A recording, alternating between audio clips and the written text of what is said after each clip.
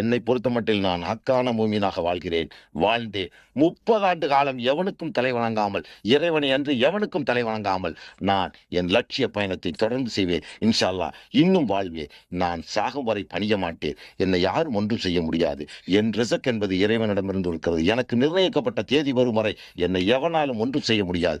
எனக்கு என்று ஒரு தேதி நிர்ணயித்தால் அந்த தேதி நேரம் யாராலும் என்னை காப்பாற்ற முடியாது. அழைப்பவன் அழைத்து செல்வான். நான் விதைத்ததை விதைத்துவிட்டு வெற்றியாளனாகவே அல்லாவிடம் செல்வேன். நிச்சயம் நாளை எனக்கு ஒரு மறுமையில் எனக்கு ஒரு சிறப்பான இடம் உண்டு. அதில் சந்தேகமில்லை. தெளிவாக இருக்கிறேன், வெறியாக இருக்கிறேன், அதன் மீது காதலாக இருக்கிறேன். அந்த முகமத்திலே காலத்தை கழிக்க அவசரமாக ஓடிக்கொண்டிருக்கிறேன்.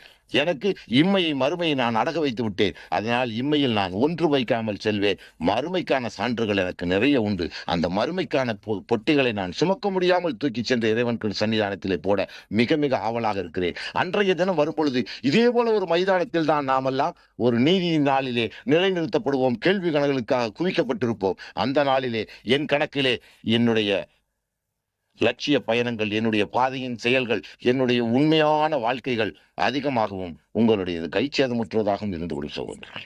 நீங்கள் என்னை ஏமாற்றலாம், அல்லது ஏதோ காதில் விழுந்ததை கேட்டுட்டு சிந்தையில போட்டுட்டு போகலாம். ஆனால் செயல்படுத்தக்கூடிய முஸ்லிம்களாக நீங்கள் மாறாத வரை நிச்சயம் உங்களுக்கு மறுமை கிடையாது சகோதரர்களே. எல்லாரையும் ஏமாற்றி விடுகிறீர்கள்.